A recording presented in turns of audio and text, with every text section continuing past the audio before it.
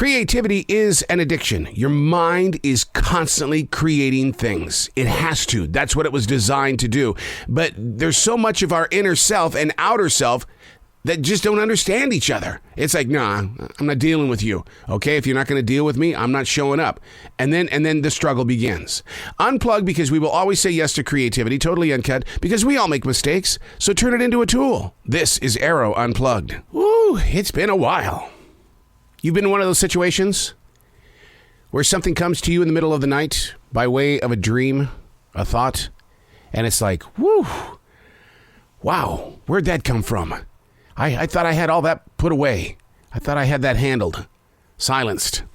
But yet it knocks on your door and all of a sudden you've returned to a place where you're going, I don't feel so certain anymore. Here we go again. What did I do the last time that we had so much uncertainty? That's right. I put it in my journal. I guess I should get to my writing. Maybe these books really are written for those who are traveling. We're all traveling. We are.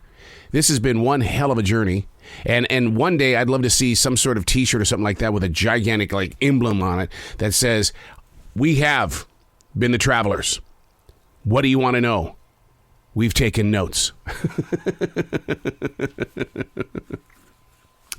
Hey, it's Arroe. This is The Choice. This is what I was writing while the sun was waking up on a brilliant new day. Today we're reading from October 21st, 2022. A doomsday dream.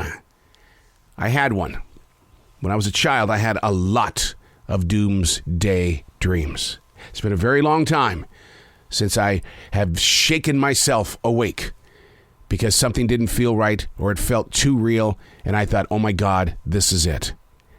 As a child, my mind and heart were flooded with these doomsday dreams. It's a hidden away fear that had an impact on my teen years. I guess the invisible fears never really go away. For the way of the world today seems more reckless than my younger chapters. I mean, back then, I was afraid of the world because Iran had taken 52 Americans hostage. Not so pretty all these chapters later. This mess in and around Ukraine, North Korea's constant threats and tests, China and Taiwan. And here's the good old US of A. We got it. We got it. We're going to protect the planet. And we're going to protect the universe as well because we hit a meteorite up there with a rocket and moved it. So that means we are the protectors of the universe.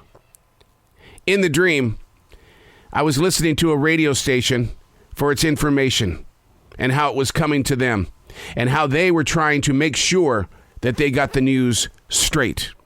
They were playing an air raid signal in the background. We had taken cover the best that we could beneath the house. There was never anything destructive inside the doomsday dream, just the experience of being informed. Then you lay awake in bed, doing all you can to clear your head. And if you think I'm the only one having this dream, come on, you got to be honest.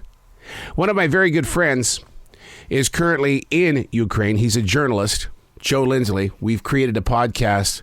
And I talk to him a lot when the air raids are going off and when he's been, the drones, bomb the city and stuff like that. And he said to me, and this might be just me, my body just digesting, and maybe that's the reason why I had this doomsday dream. He said to me, even while I'm sleeping, I hear bombs. And then when it's actually happening, I have to wonder, am I dreaming or am I awake? This is what Joe goes through every single day. But yet, he's on that road in Ukraine, getting the story, helping the soldiers, helping real people, because that's what his calling is. He's been there since 2020. He got trapped in Ukraine because of the pandemic. They wouldn't let him go because, you know what? Everybody was closed. So Joe buckled down, not realizing that being in Ukraine during this modern day, the threat of the big bomb would be affecting other people around the world. Are you having these dreams? Do you want to reach out to somebody? Maybe you should, because PTSD is very real, especially in local citizens. With all the news and everything else that's taking place, I'm afraid to walk into a grocery store these days. I'm afraid to do this or that. But then my wife always says, when the time is right, you will be called. And there's nothing you're going to be able to do. I pray for those who are having doomsday dreams. I pray for those who are in a position of uncertainty again, as these new Omicron subvariants are starting to attack the human population once again. Doomsday dreams.